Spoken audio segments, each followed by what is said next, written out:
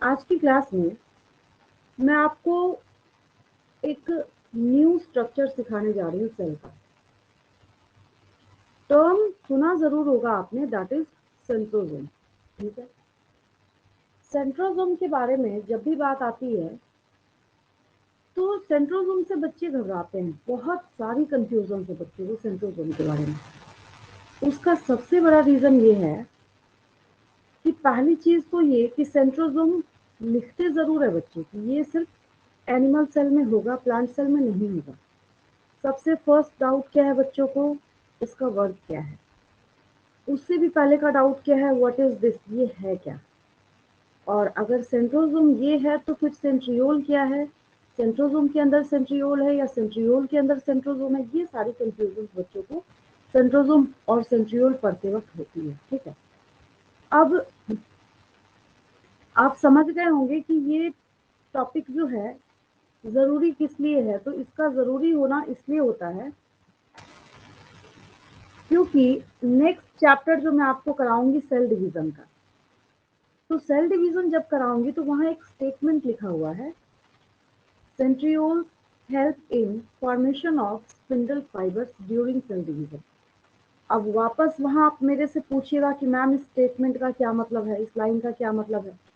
तो समझ तो तब आएगा ना जब आपका ये टॉपिक क्रिस्टल क्लियर होगा। अभी की क्लास में अगर आप ये जो एक्सप्लेनेशन है उसको सीखेंगे तब जाके आपको नेक्स्ट लेक्चर समझ आएगा। तो उसमें सबसे पहले मैं आपको पोजिशनिंग समझाती हूँ और ये क्या है, क्या आपको ऑब्जर्व करना है, क्या आपको समझना है। सबसे पहले वो चीज़ हम लोग देखते हैं। देखिए, सबसे पहली चीज़ ये है कि अगर आप एक एनिमल सेल को देखते हैं, ठीक है, यहाँ पे क्रॉस करके आपको ये बताया जा रहा है कि सेंट्रोसोम कैसा दिखता है आपको। ठीक है, अब समझेंगे ध्यान से जो मैं बता रही हूँ।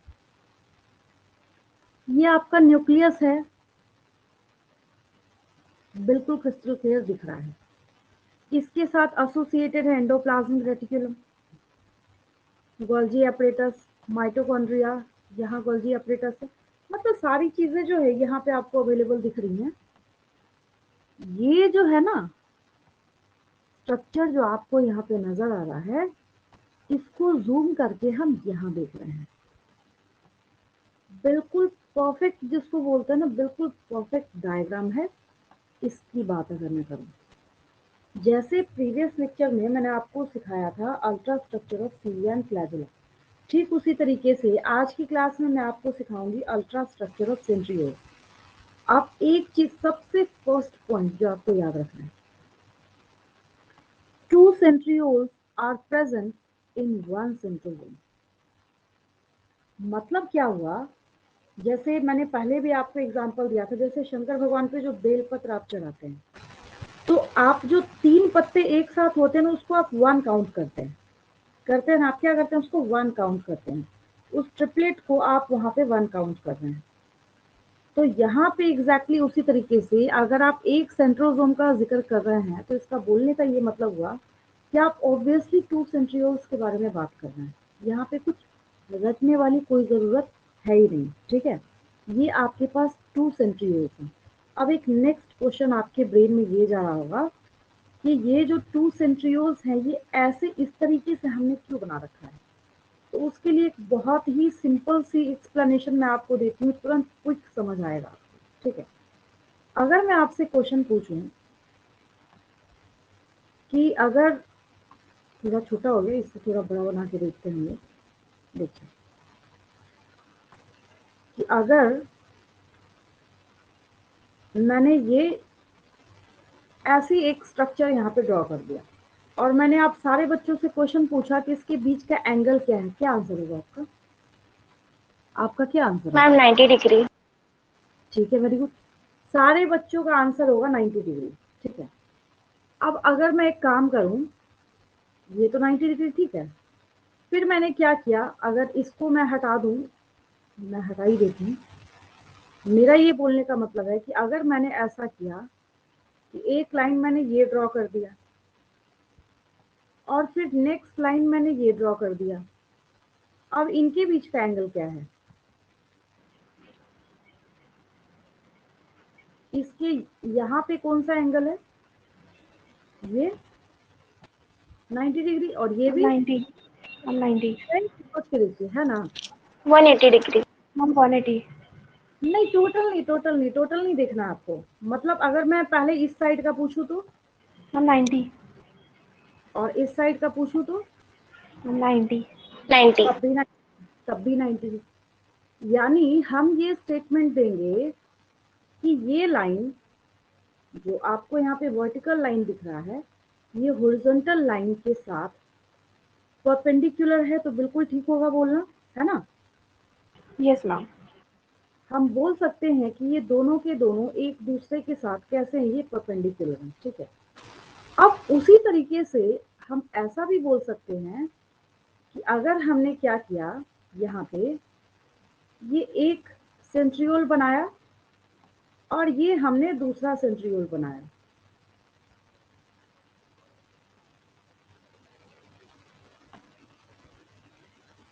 इसको ऐसे ही लेते हैं हम लोग, कि फॉर्मेट में तो जा नहीं रहा, ये सीधा ही बनेगा जब भी बनेगा। मतलब ये है मेरा बोलने का कि एक हमने ऐसे बनाया है और दूसरा हमने इसके ऊपर ऐसे रखा है। अब 3D स्ट्रक्चर को 2D पेपर पे दिखाया नहीं जा सकता, तो बच्चे क्या होते हैं, इस डायग्राम को देख के कंफ्यूज करते हैं, उनको समझ ही नहीं आता है कि ये क्या बताना चाह रहा है, ऐसे इस तरीके से क्यों बना हुआ। तो उतने देर से मैं आपको यही एक्सप्लेन कर रही हूँ कि जो दो सेंट्रियोल्स का अरेंजमेंट है, अगर ये सेंट्रियोल नंबर 1 है और अगर ये सेंट्रियोल नंबर 2 है, तो ये दोनों के दोनों एक दूसरे के साथ परपेंडिकुलर होते हैं। मेरी बात समझ आ गई सबको? Yes ma'am. हाँ, तो आज के बाद से अगर कभी भी पूछा जाए आपसे, चाहे जैसे भी स्टेटमेंट बदल के पूछा जाए, अगर कोई आपसे पूछे कितने डिग्री का एंगल होता है दोनों के बीच में, तो 90 डिग्री।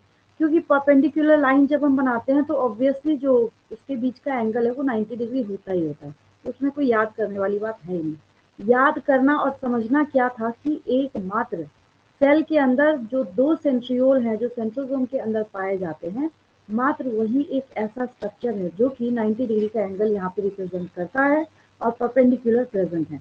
तो नीट के एग्जाम में आपको आइडेंटिफिकेशन बेस्ड क्वेश्चन पूछा जाएगा, वहां पे साफ साफ आपसे पूछ लिया जाएगा, identify the structure of the cell which are present at 90 degree with each other. अब वहां पे आपको, और बच्चे किस किस चीज में कंफ्यूज करते हैं, एक मैं और चीज आपको बताऊं, देखिए ये सारे टर्म्स हैं जिसमें बच्चे कंफ्यूज करते हैं।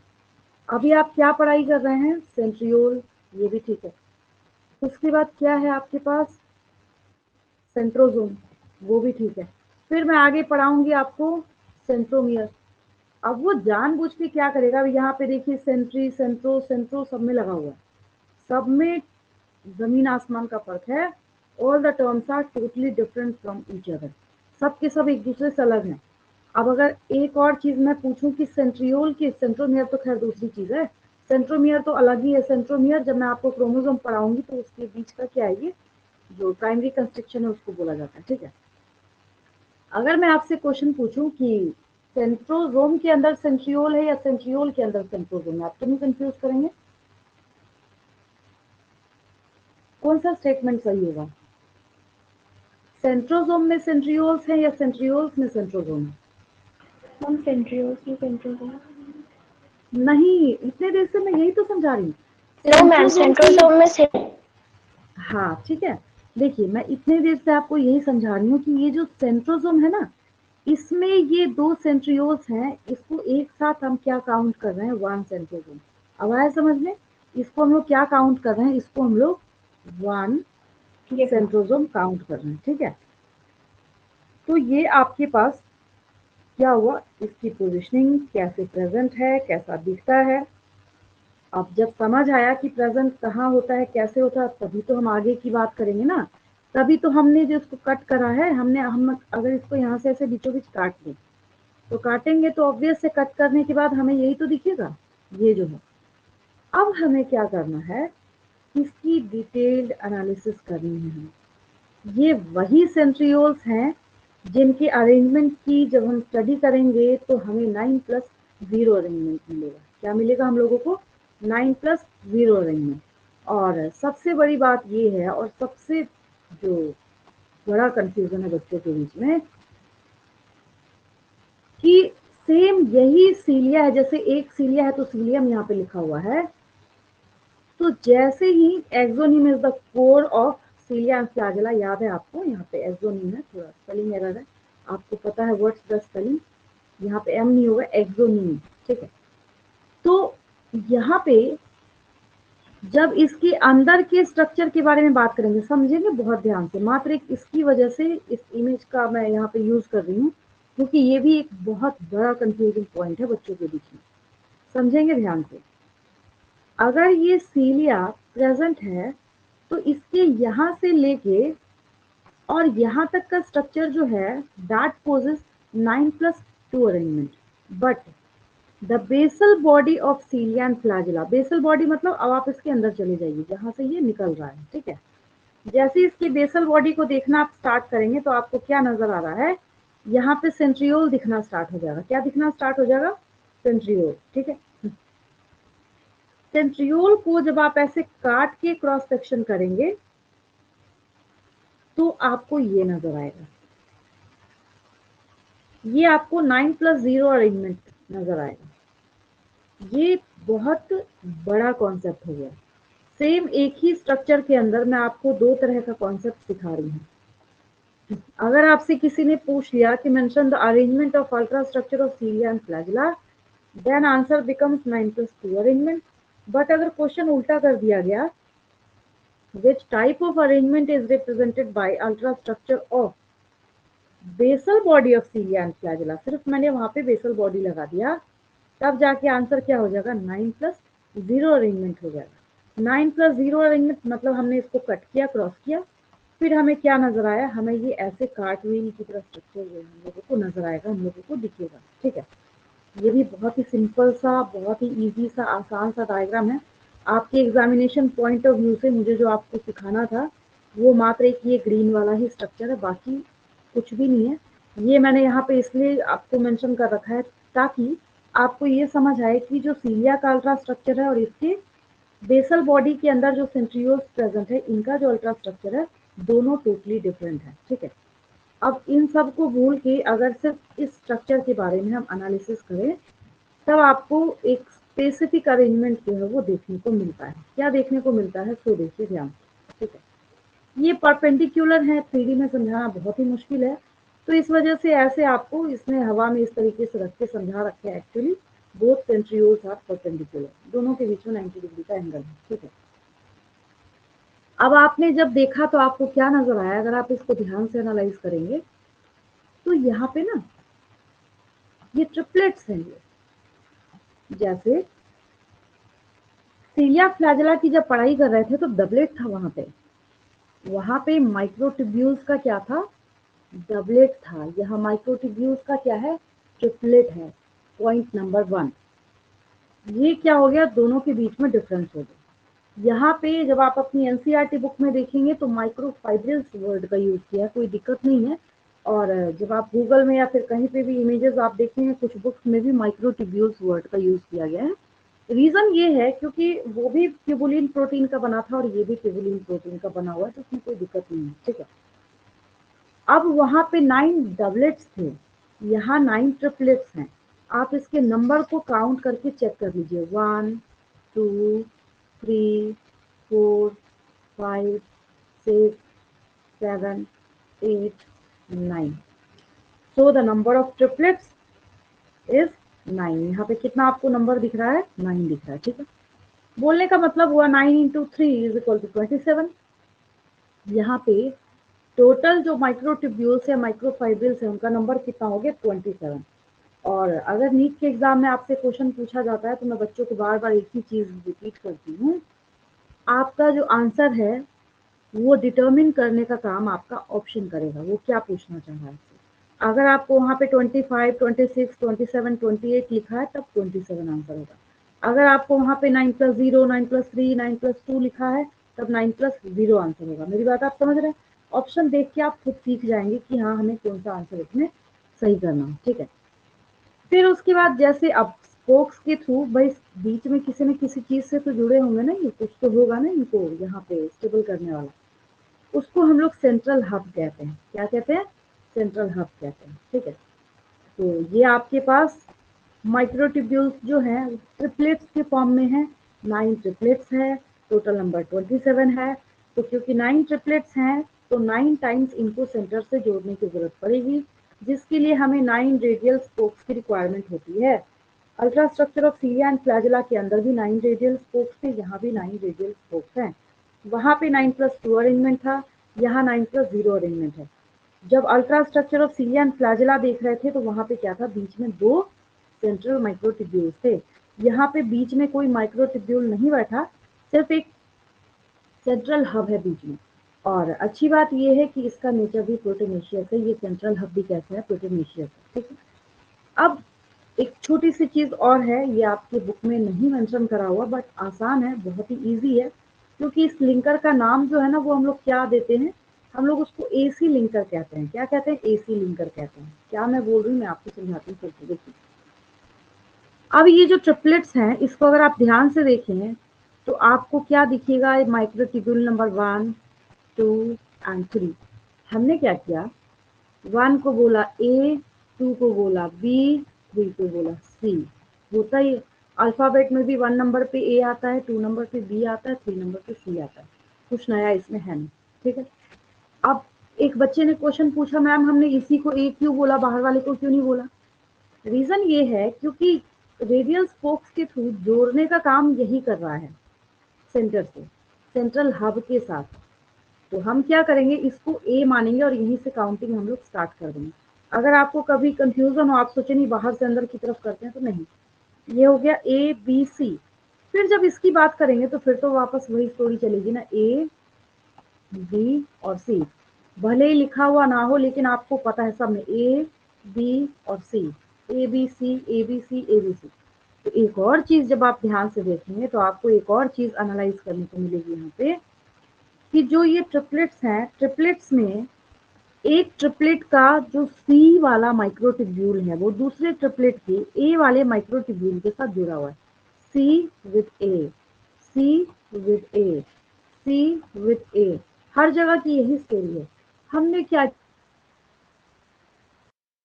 समझ आया सबको, क्या नाम रख दिया हमने इसका, लिंकर। कुछ नहीं समझ आया तो लिंकर तो ठीक ही है, बट बहुत ही आसान है एसी लिंकर, कोई भी बच्चा समझ सकता है, कोई भी बच्चा लिख सकता है।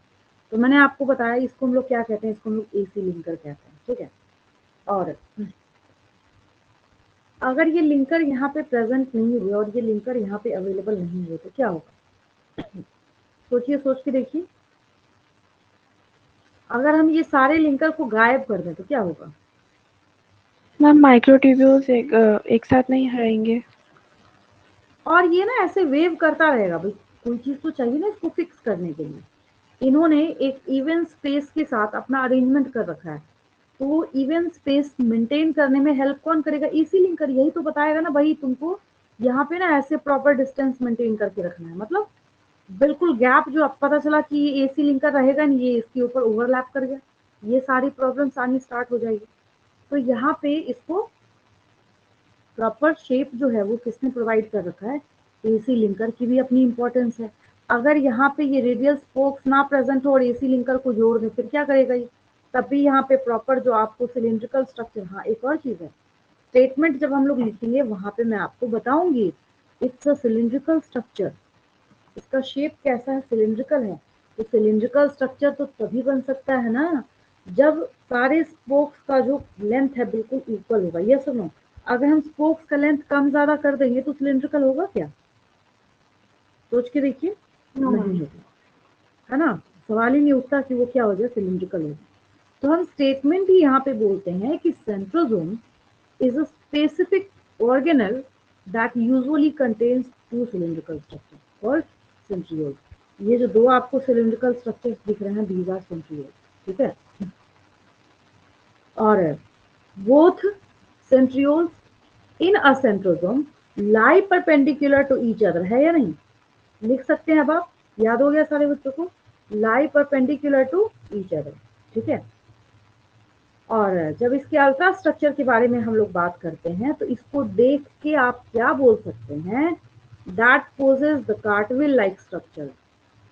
बिल्कुल जैसे चक्के होते हैं ना, उसी तरीके से आपको यहाँ पे ये अरेंजमेंट जो है वो देने का काम कर रहे हैं। ठीक है, और ये भी जो है ये भी ट्यूबुलिन प्रोटीन के ही बने हुए हैं। ईच फाइब्रिल या ईच माइक्रोट्यूब्यूल इज ट्रिपलेट। क्या है यहाँ पे? ट्रिपलेट है ये। और 9 इवेनली स्पेस्ड ट्रिपलेट्स हैं। इवेनली मतलब बराबर बराबर बराबर बराबर है, हर तरीके से इसमें इतनी तैयारी करके रखी हुई है कि हाँ हमें कैसा रहना है, हमें सिलिंड्रिकल रहना है, ठीक है। And the central part is known as central hub. बहुत ही आसान है। Central hub is also made up of protein. इसका नेचर भी कैसा है? प्रोटीनेशियस है। So the number of radial spokes is also 9। Ultra structure of cilia and flagella में भी कितना था? 9 था। यहाँ भी कितना है? 9 है। और जब इसके साइट ऑफ अकरेंस के बारे में हम लोग बात करेंगे तो आपको दो चीजें बिल्कुल कंफर्म्ड तरीके से याद रखनी है। पहला, जो अभी अभी आपने देखा, basal body of cilia and flagella. यहाँ पे ये ऐसे मार्क हो रखा है, इसको मैं हटाती हूँ, मैं इसकी बात कर रही हूँ। Basal body of cilia and flagella. पहली चीज तो ये है कि आपको ये यहाँ नजर आएगा। दूसरी बात जब हम लोग करेंगे तो जैसे ही मैं आपको cell cycle and cell division पढ़ाऊंगी तो ये वही सेंट्रियोल्स हैं जो कि सेल डिवीजन के टाइम में स्पिंडल फाइबर्स को बनाने का काम करेंगे। These are spindle fibres. और यही स्पिंडल फाइबर्स जो हैं वो क्रोमोसोम्स में उसके काइनेटोकोर, आपको काइनेटोकोर क्या होते हैं, उसके ऊपर स्टिक करके बराबर बराबर उनको खींच के डिवाइड करने का काम करेगा। अभी आपको बस इतना याद रखना है कि इसके साइट ऑफ अकरेंस में आपको दो चीजें लिखनी है। First, in basal body of cilia and flagella, and the second is during cytokinesis. कब मिलेगा आपको? सेल डिवीजन के टाइम में आपको स्पिंडल फाइबर फॉर्मेशन में आपको मदद करेगा, हेल्प करेगा, ठीक है। मैंने आपको सेंट्रोसोम से लेके, सेंट्रियोल से लेके, अल्ट्रा स्ट्रक्चर से लेके, स्ट्रक्चर से लेके सब कुछ मैंने आपको याद करा दिया। याद हो गया सारे बच्चों को? याद हो गया? Yes ma'am. है ना? लर्न करने में कोई दिक्कत नहीं किसी बच्चे को? No ma'am. No ma'am. चलिए अब एक क्विक नोट्स के फॉर्म में मेरे साथ साथ कॉपी कर लीजिए, वैसे भी टाइम नहीं जाएगा आपका इसमें।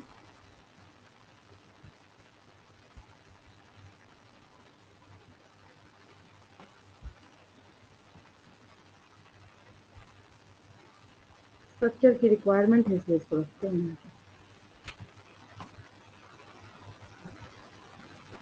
अब जो दिख रहा है वही लिखना है, इसलिए मैंने इसको रखा है यहाँ पे, ठीक है। आपको क्या नजर आ रहा है? सेंट्रोसोम है, इसके अंदर दो सेंट्रियोल्स हैं, दोनों परपेंडिकुलर हैं। जो दिख रहा है वो आपको मेंशन रखना है।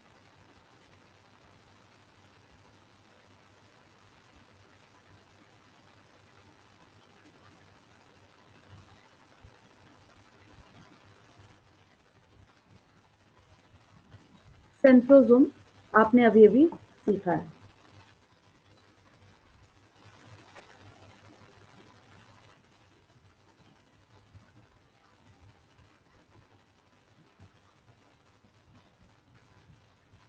Centrosome contains two cylindrical, दिख रहा है आपको? cylindrical structures called centrioles. Then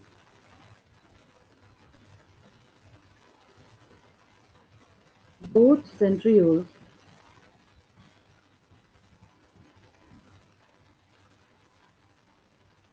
lie perpendicular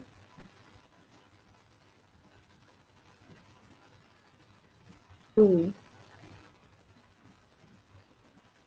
each other.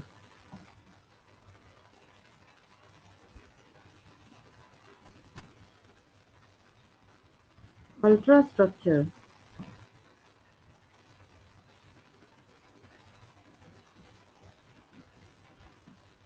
centriole possesses cartwheel like organisation.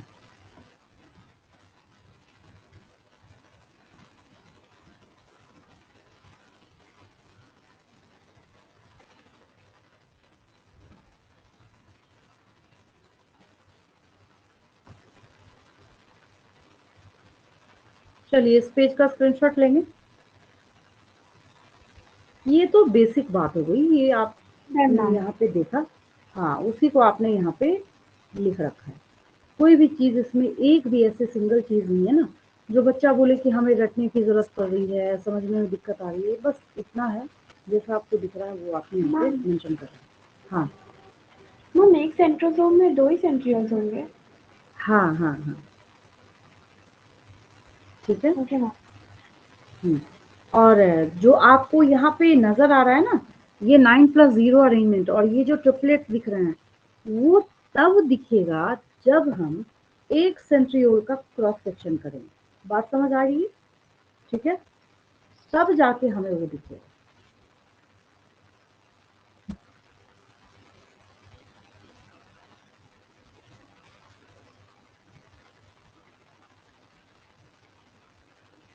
और कोई डाउट किसी को? यहाँ तक क्लियर है बिल्कुल? Yes ma'am, clear. Yes ma'am.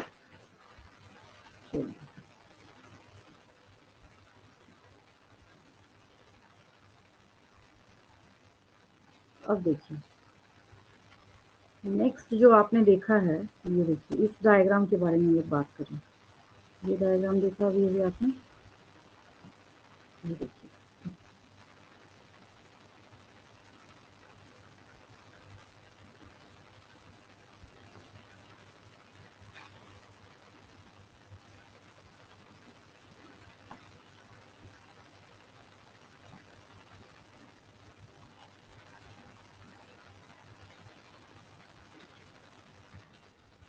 ये सेंट्रियोल से ये तो समझ ही रखा है आपने।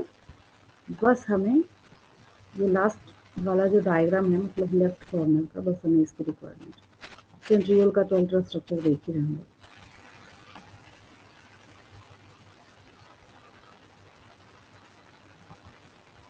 ये जो दिख रहा है अब हमें वो लिखना है एग्जाम के लिए। आपको ये बनाना मस्ट है। एनसीईआरटी बुक में ये अल्ट्रा स्ट्रक्चर अवेलेबल नहीं है। सीलिया फ्लैजेला का बहुत अच्छा बना हुआ है और इसका है ही नहीं। ठीक है, तो ये सुपर इजी डायग्राम है, एज इट इज जो आपको दिख रहा है इसी को आपको डायग्राम में बनाना है। और मैंने आपको पहले भी बोला था कि अगर मुझे सेल चैप्टर से क्वेश्चन बनाना हो तो कभी मैंने आज तक इतने ईयर्स में ऐसा क्वेश्चन पेपर बनाया ही नहीं जिसमें सीलिया फ्लैजेला या सेंट्रोसोम या सेंट्रियोल से क्वेश्चन नहीं दिया। रीजन ये बच्चों को ये टफ लगता है और ये क्वेश्चन पूछने से ये समझ भी आ जाता है कि बच्चे ने सेल चैप्टर कितना सीखा हुआ। ठीक है, तो इस वजह से ये जो डायग्राम है एज इट इज इसको बना जरूर लेंगे। अब आपको यहाँ पे क्या क्या दिख रहा है तो मेंशन करते जाएंगे। देखिए डन। हाँ, सेंट्रियोल्स possess 9 इवेनली मतलब बराबर बराबर बिल्कुल स्पेस्ड साइड पे हैं, तो वहां भी हम लोग पेरिफेरल बोलते थे, यहाँ भी पेरिफेरल लिख देते। पेरिफेरल फाइब्रिल्स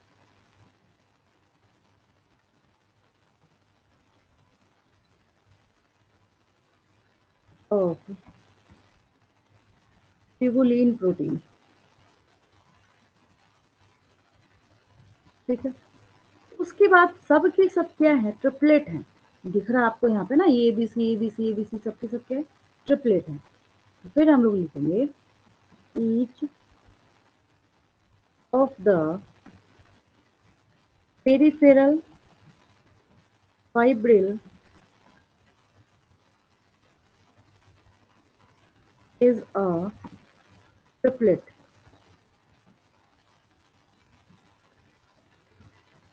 अब एसी लिंकर के बारे में हम लोग यहाँ पे बात करेंगे। ऐसी कर देती हूँ मैं इसको, ए सी लिंकर।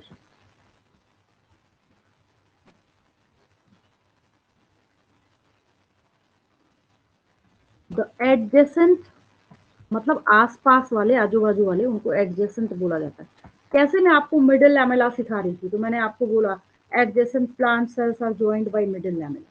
उसी तरीके से यहाँ पे क्या हो गया, the adjacent triplets are linked by AC linker. The adjacent triplets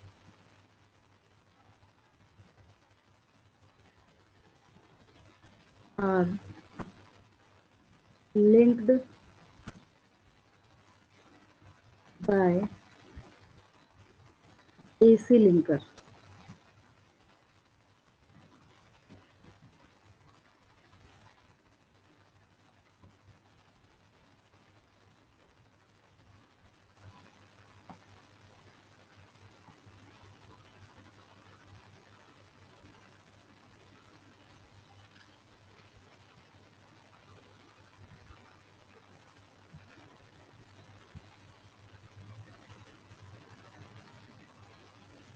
चलिए इस पेज का स्क्रीनशॉट लेंगे.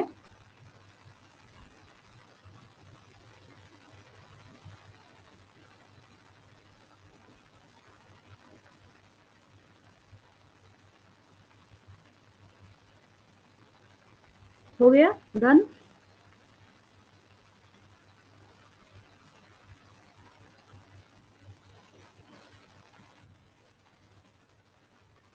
नेक्स्ट पॉइंट थोड़ा सा और बचा है, बस पता ही आपको हो ही गया ऑलमोस्ट. अब हम लोग बात करेंगे सेंट्रल हब के बारे में.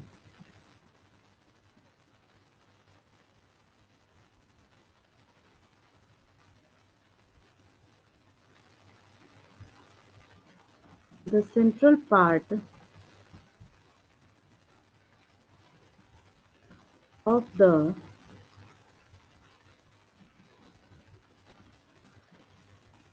centriole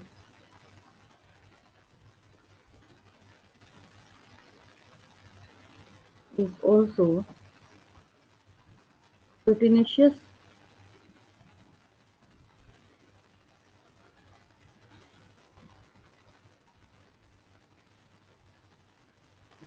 and called the central hub.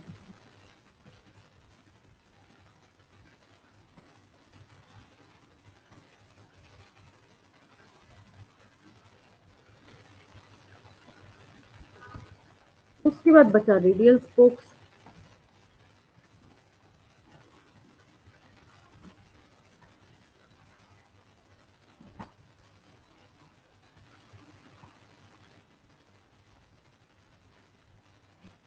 Radial spokes are responsible for, यहीं पे 9 लिख देते हैं. 9 radial spokes are responsible for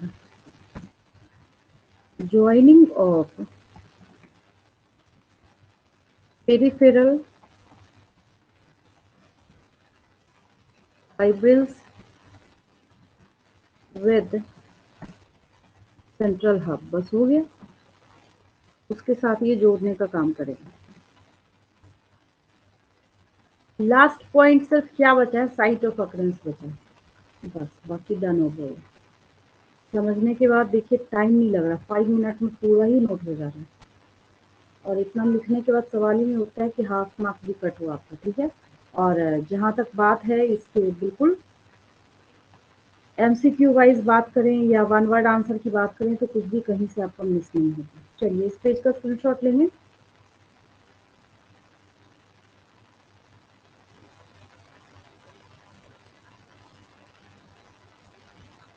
हो गया ये.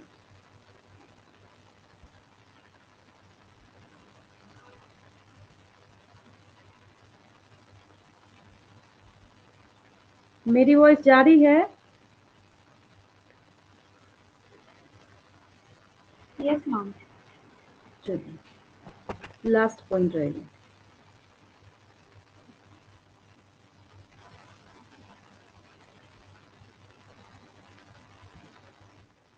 Site of occurrence of centrioles. Number 1,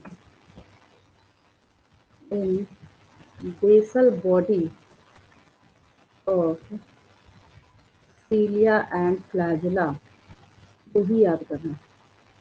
Number 2, centrioles help in spindle fiber formation during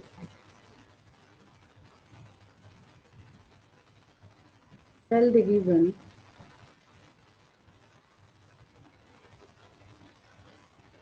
in animal cells.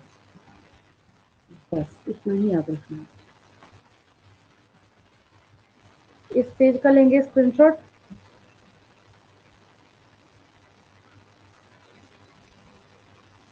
Done, ma'am. Yes, ma'am. Done.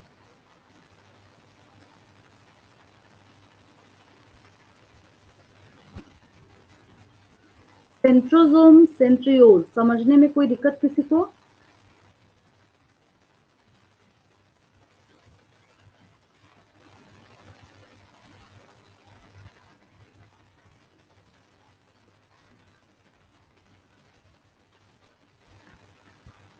Centrosome या centriole समझने में कोई दिक्कत तो नहीं किसी को? क्लियर है बिल्कुल? Yes, ma'am. आगे बढ़े हम लोग। Yes, ma'am.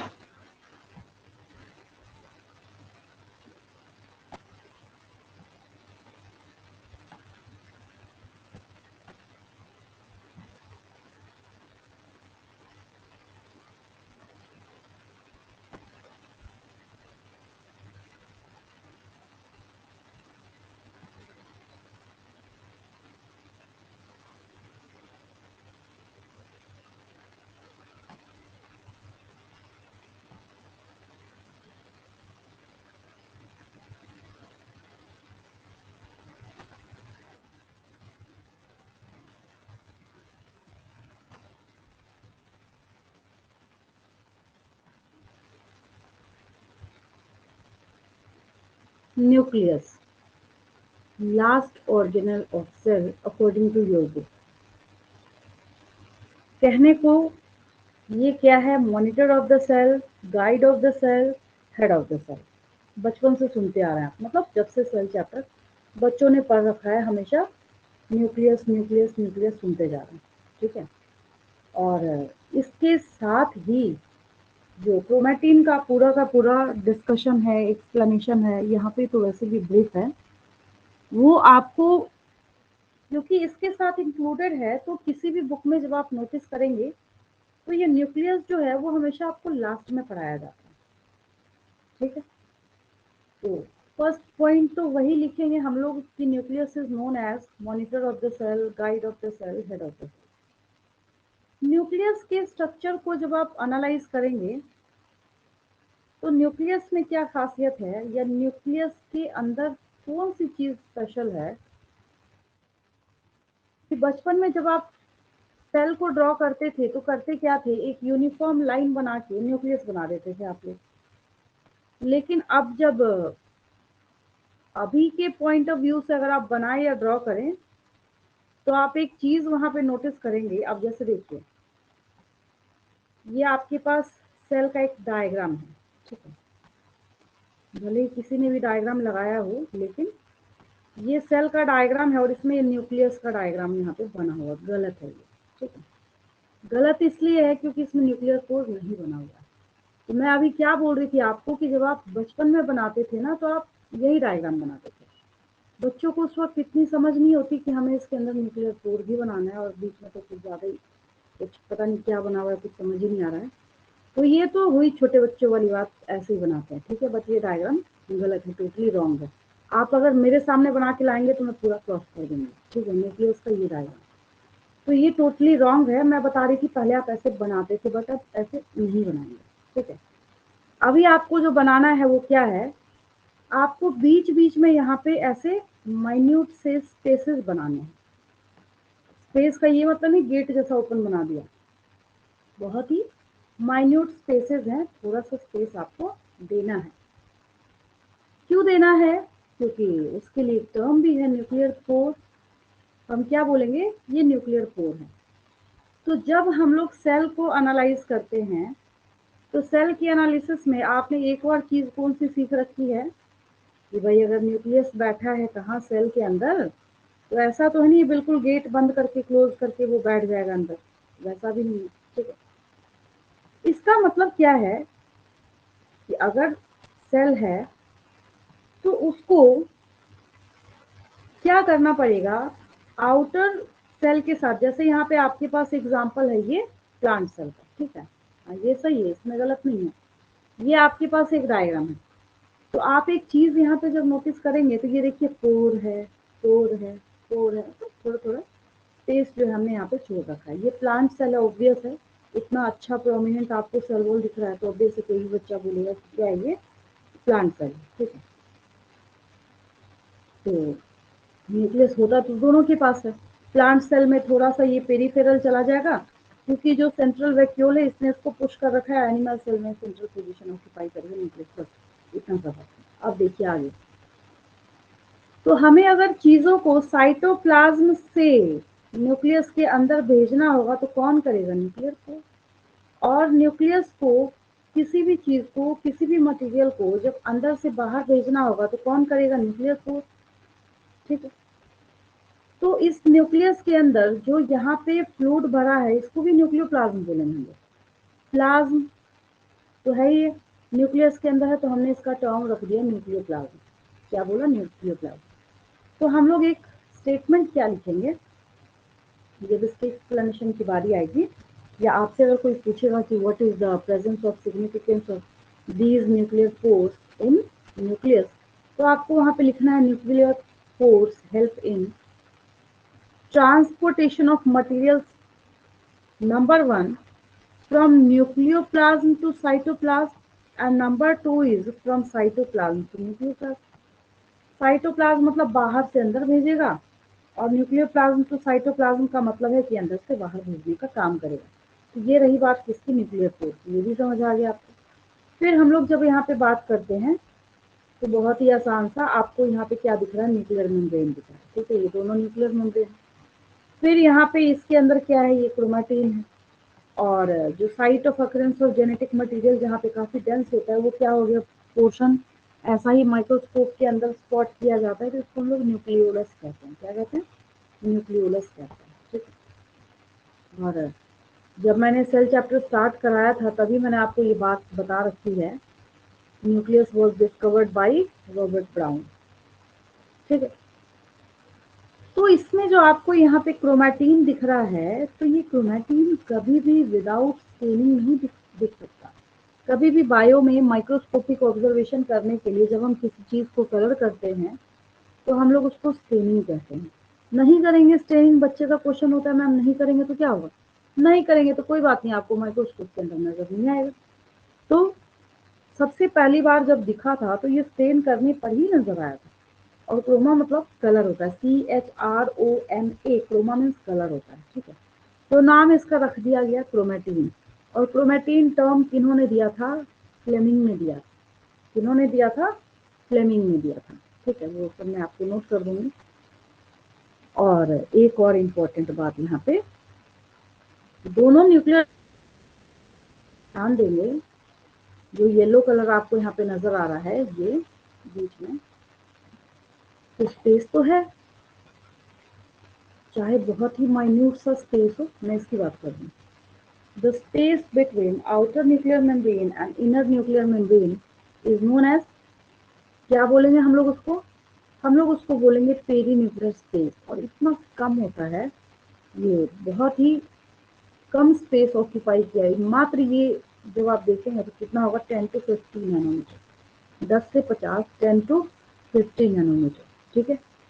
और कुछ डेटा की अगर हम लोग बात करेंगे तो न्यूक्लियस के बारे में जब पढ़ाई हो ही रही है तो फिर हम लोग लिखेंगे, जो मैंने आपको पहले ही लिखवा रखा है, कि जो आपके आरबीसी बॉडी में है तो वो क्या है, उसके पास न्यूक्लियस नहीं है। फिर जब हम लोग बात करेंगे सीव ट्यूब सेल्स जो है वेस्कुलर प्लांट्स के अंदर, उसके पास भी क्या है, आरबीसी, उसके पास भी, सॉरी, उसके पास भी क्या नहीं है, न्यूक्लियस नहीं है। एक आरबीसी के पास नहीं है और एक जो सीव ट्यूब सेल्स है वेस्कुलर प्लांट में उसके पास भी नहीं है, ठीक है। अब सिर्फ एक स्टेटमेंट बच गया आपको सिखाना, पूरा न्यूक्लियस आपको याद हो गया, तो बच्चों वाला है, तुरंत आसानी से याद हो जाता है, बहुत ही आसान है। एक स्टेटमेंट बस सिखाना है आपको, कौन सा सो देखिए, समझा रही हूँ आपको, ठीक है। आप जब एक सर्कल ड्रॉ करते हैं ऐसा, बना दिया मैंने यहाँ पे, फिर हम लोग क्या करते हैं, एक दूसरा सर्कल ड्रॉ करेंगे, एक बना ही दिया तो दूसरा बनाइए, यहाँ ये मैंने दूसरा सर्कल बना दिया ऐसे। जो भी मैंने आपको एक इमेज दिखाया था जिसमें मैंने बोला न्यूक्लियस का डायग्राम गलत है, तो ऐसा ही बना हुआ था आपके पास, मैंने ये बना दिया, ठीक है। जल्दबाजी में हम लोग क्या करते हैं बनाते वक्त, या आप भी क्या करते हैं, फटाफट सर्कल ड्रॉ करते हैं, सर्कल ड्रॉ करने के बाद आप क्या करते हैं, बीच बीच में रब कर देते हैं ये से, पेंसिल से अगर बना रहे हैं। अब जो मैं स्टेटमेंट बोल रही हूँ उसको समझेंगे ध्यान से। आपके बुक में एक स्टेटमेंट लिखा होगा जब आप पढ़ाई करेंगे, how nuclear pores are formed, कैसे बन रहा है ये। तो क्या स्टेटमेंट आपको दिया जा रहा है कि जहां जहां और जिस पोजीशन पे आउटर न्यूक्लियर मेम्ब्रेन और इनर न्यूक्लियर मेम्ब्रेन फ्यूज कर जा रहा है, वहां पे न्यूक्लियर कोर बन जा रहा है। बिल्कुल सही बात है, देखिए एनालाइज करके देखिए, मैंने क्या किया, यहाँ पे ये गैप दे दिया, ठीक है। तो गैप तो दे दिया, लेकिन गैप जो दिया तो यहाँ पे आपको क्या करना पड़ेगा, दोनों को फ्यूज कराना पड़ेगा, आउटर और इनर। फ्यूज किया या नहीं, यस और नो, देखिए आया समझ में। आउटर और इनर न्यूक्लियर मेम्ब्रेन को हमने फ्यूज करा या नहीं करा, किया ना। मेरी बात समझ आ रही है। तो आपको स्टेटमेंट यहाँ पे क्या सुनने यस को मैम। मिलेगा, हाँ आपको स्टेटमेंट सुनने को मिलेगा, nuclear pores are formed after fusion of outer nuclear membrane and inner nuclear membrane. सही बात है, दोनों जब यहाँ पे फ्यूज कर रहा है तो आप देखिए यहाँ पे प्रॉपर क्या बन गया, न्यूक्लियर पोर बन गया है, और जहां जहां पे हम फ्यूज करेंगे वहां वहां पे न्यूक्लियर पोर बनेगा। बाकी तो सुपर इजी था, मात्र एक यही स्टेटमेंट है जो बच्चे लेके आते हैं, जो आपकी बुक में लिखा हुआ है eight a number of places, मतलब हमने यहाँ भी करा है। अब हमारी मर्जी, हम क्या करेंगे, न्यूक्लियर पोर यहाँ पे है तो हम यहाँ भी बनाएंगे, यहाँ भी बना दिया हमने। अब बनाया तो ये कैसा लग रहा है, ये कुछ गलत सा लग रहा है, कैसे सही होगा, सही होगा जो आपने स्टेटमेंट दिया उसको पूरा कीजिए, दोनों को फ्यूज कर दीजिए, सही हो गया। इन दोनों को फ्यूज कर दीजिए आउटर इनर को, सही हो गया। अब इसको जो आपको दिख रहा है उसके लिए हम लोग यहाँ पे स्टेटमेंट देंगे, क्या हम बोलेंगे, at a number of places the nuclear envelope is interrupted by these minute pores, ये क्या है, पोर है, ठीक है, which are formed by the fusion of its two membranes, इसके खुद के ही दोनों मेम्ब्रेन के फ्यूज करने से न्यूक्लियर पोर जो है वो बना है, ठीक है। ये बताने के बाद आपका जो न्यूक्लियस है जो पूरा समझना डन हुआ।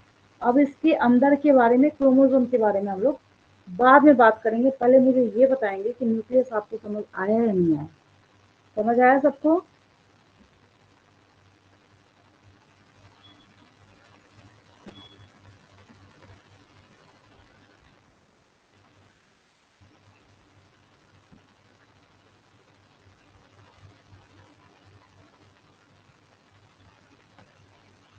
चलिए फटाफट ब्रीफली इसको एक्सप्लेन करेंगे। फर्स्ट पॉइंट जो एज इट इज आप बचपन से जानते हैं वही मेंशन करेंगे, nucleus is known as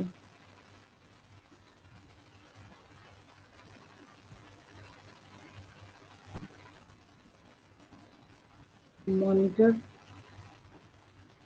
of the cell और guide of the cell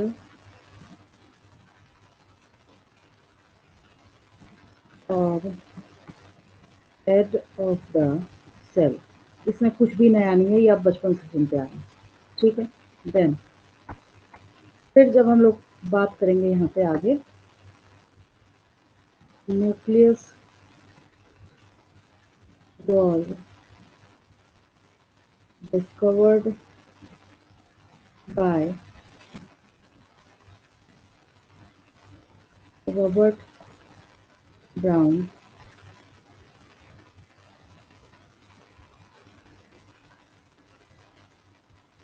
in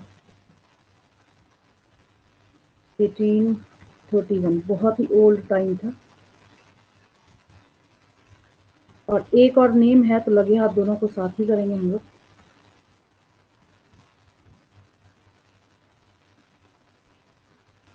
the term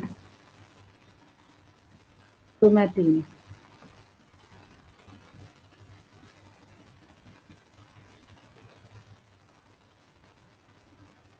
was given by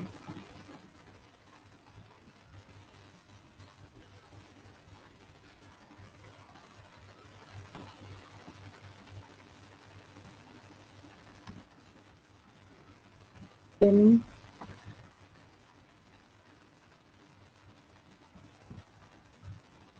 because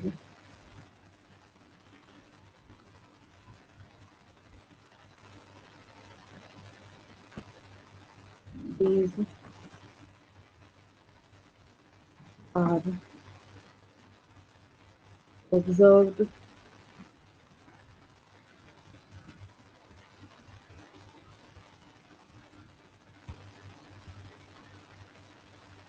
these can be कर दीजिए।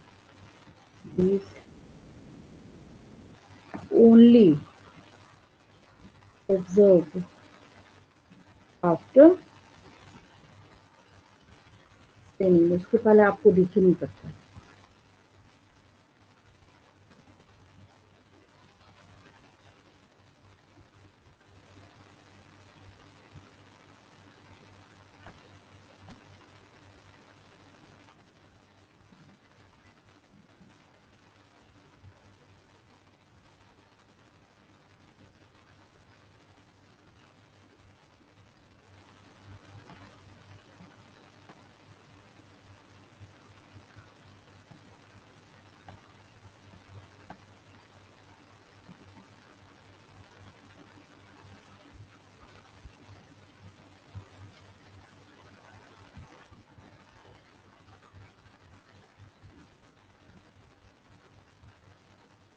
चलिए इस पेज का स्क्रीनशॉट लेंगे, आगे बढ़ूंगी मैं। Done ma'am.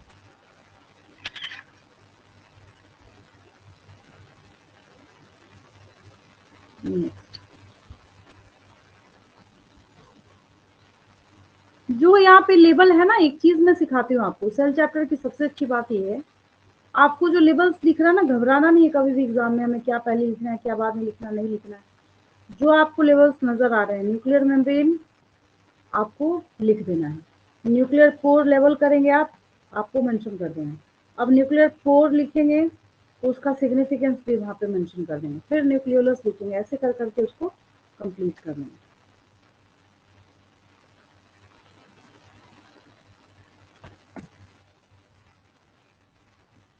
nucleus contains two membranes. Number one is outer membrane and number two is inner membrane. Outer nuclear लगा दीजिए यहाँ पे एक bacteria. outer nuclear membrane and inner nuclear membrane। अब जैसे ही आप दोनों को देखेंगे ना, तुरंत ऑटोमेटिकली आपको याद आ जाएगा, अच्छा इन दोनों के बीच में स्पेस भी तो होता है। स्पेस को हम लोग क्या कहते हैं? Perinuclear space. Perinuclear space, the space between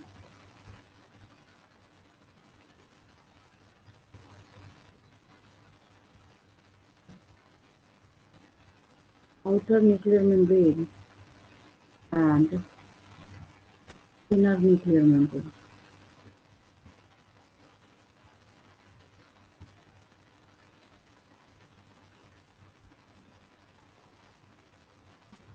is called as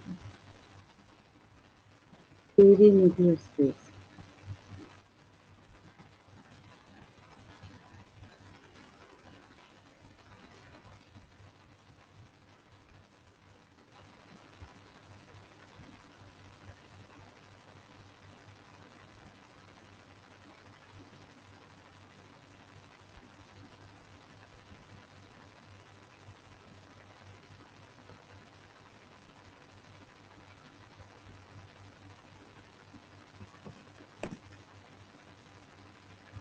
और इसके ब्रैकेट में यही लिख लेंगे 10 to 50 नैनोमीटर, बहुत ही कम है ये।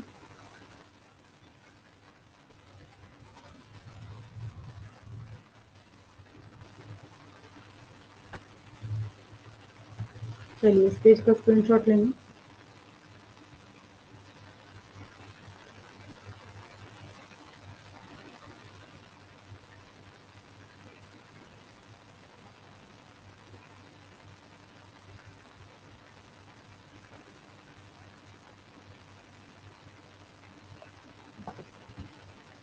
Yes, ma'am, done.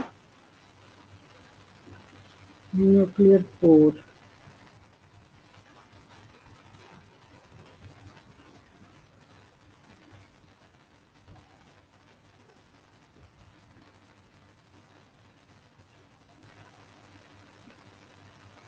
Nuclear membrane को न्यूक्लियर इन्वेलप भी कहते हैं। Nuclear envelope contains some specific pores at certain positions, कहाँ, where outer nuclear membrane and inner nuclear membrane fuses.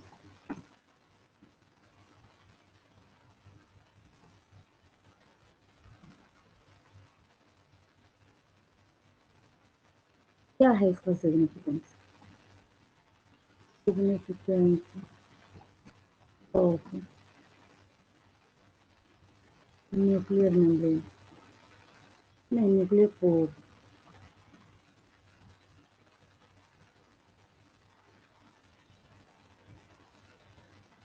nuclear pores help in transportation और passage भी लिख सकते हैं, ट्रांसपोर्टेशन ऑफ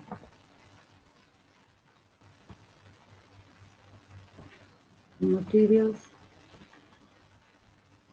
from nucleoplasm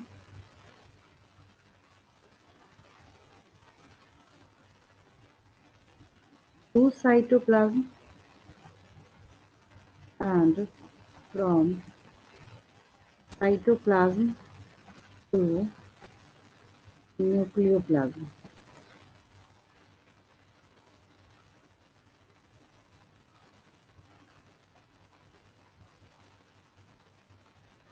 चलिए इस पेज का स्क्रीनशॉट लेंगे।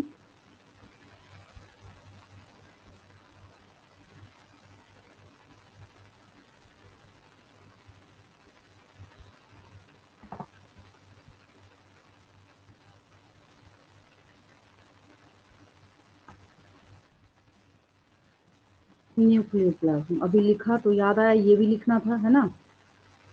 मैम 2 मिनट आप पिछला पेज दिखा सकते हैं?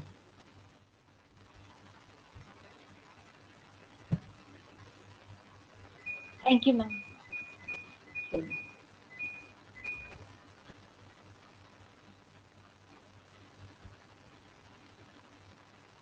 The fluid filled inside the nucleus। अब बारी आती है नोट पॉइंट की। RBC and sieve tube cells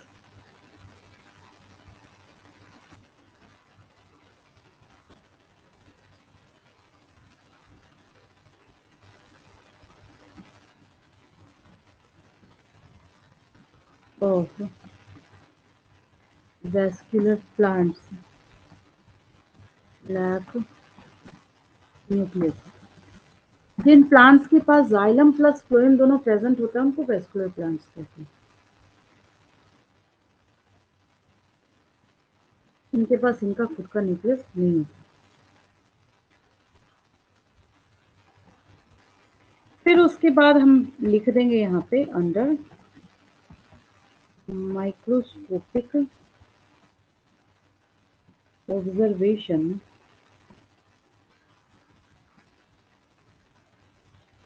nucleus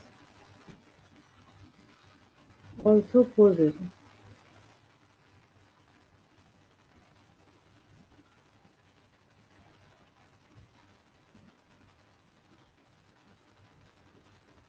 nucleolus. फिर बारी आ जाएगी न्यूक्लियोलस की। मतलब एक पॉइंट से आप क्या कर सकते हैं, दूसरा पॉइंट लिख सकते हैं। The site of occurrence of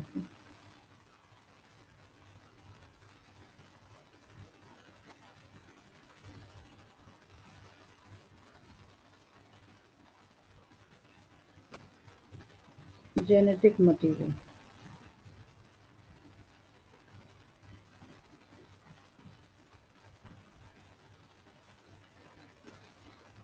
चलिए हो गया ये।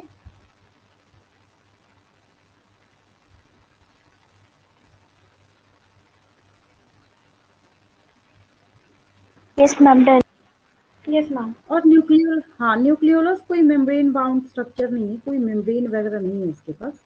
बस वहाँ पे ये थोड़ा डार्क स्पॉट जैसा दिखता है तो हमने इसका नाम जो है न्यूक्लियोलस रख दिया है। बस एक क्रोमोसोम का लास्ट टॉपिक जो है वो रह रहा है, जो हम लोग नेक्स्ट क्लास में करेंगे। यहाँ तक कोई डाउट किसी को न्यूक्लियस तक समझने में? यहाँ तक क्लियर है बिल्कुल? Yes ma'am clear.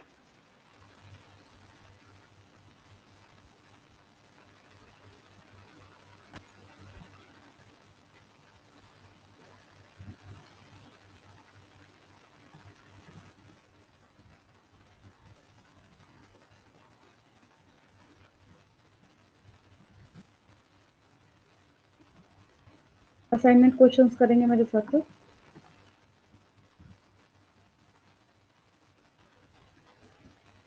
Who discovered nucleus? ये तो फर्स्ट क्लास से ही सीख रखा है आपने, Robert brown.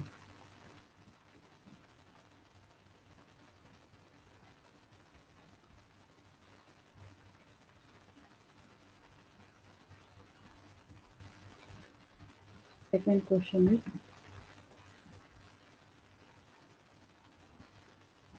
to support the term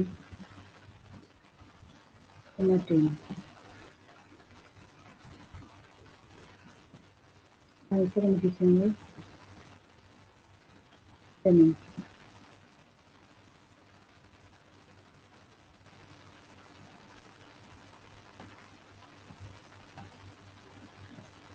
चलिए इस पेज का स्क्रीनशॉट लेंगे। Done. Yes ma'am.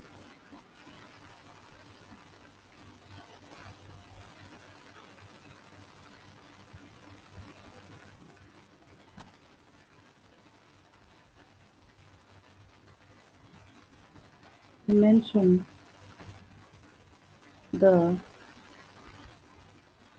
organelle of the cell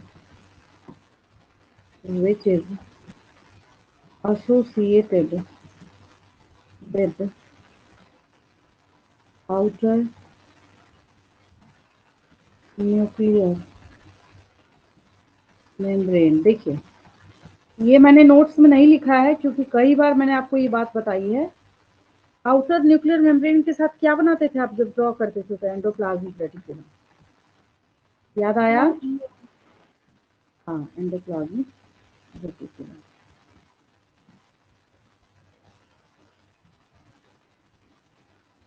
next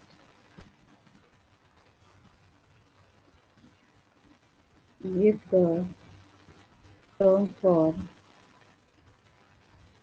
the space between two membranes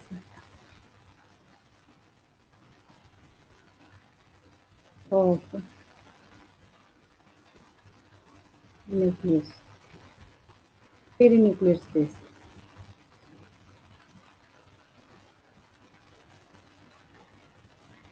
चलिए इस पेज का स्क्रीनशॉट लेना है।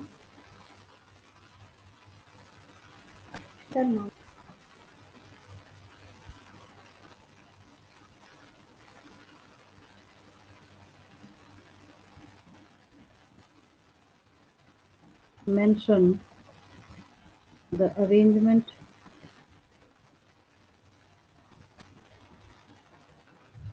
represented by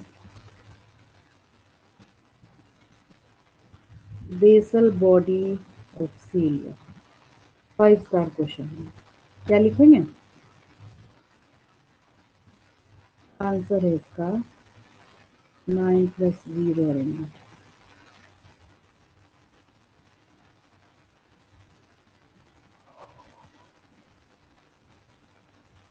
पहले ये है बेसल बॉडी ऑफ सीलिया, तब 9+0 अरेंजमेंट है। अभी मैंने किया इसको कॉपी और फिर मैंने यहाँ करा इसको पेस्ट। अब मैंने कर दिया mention the arrangement represented by, सिर्फ यहाँ पे मैं चेंज करूंगी अल्ट्रा स्ट्रक्चर ऑफ सीलिया, तो आंसर बदल जाएगा, तब 9+2 अरेंजमेंट हो जाएगा। यही मैं बोल रही हूँ तब से, मेरी बात समझ आई? तब आंसर क्या हो जाएगा इसका? 9+2 अरेंजमेंट हो जाएगा। Yes ma'am. हाँ, next, what is the nature of central hub in centrioles? Nature जब पूछा जाता है ना, मतलब वो किस चीज का बना हुआ है, ठीक है।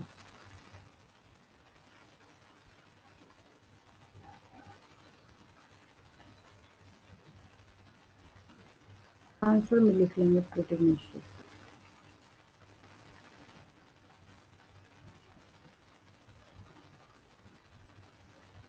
या मेडापोप्रोटीन, जो आपको अच्छा लग रहा है वो लिखिए, मतलब वही है दोनों।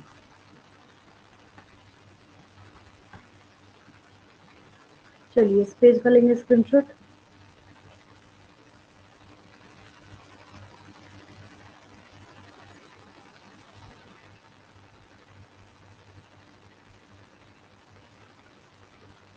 Next question,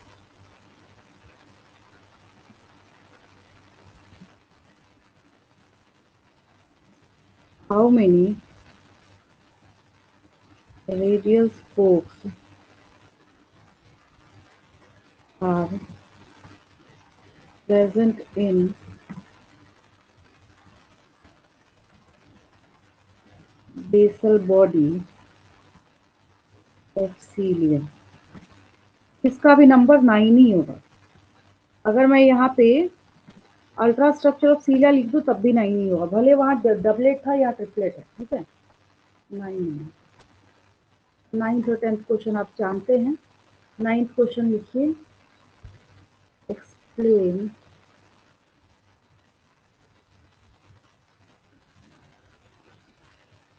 centrosome. पूरा लिखना पड़ेगा आपको, जो मैंने पूरा एक्सप्लेन करा है।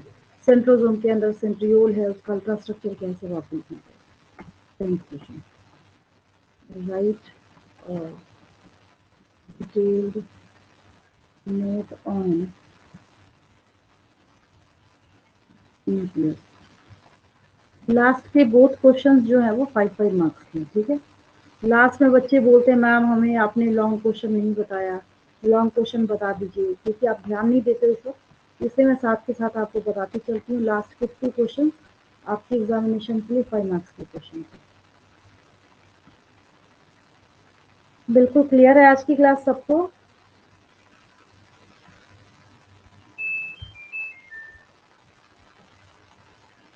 आज की क्लास में कोई डाउट नहीं किसी को? No ma'am.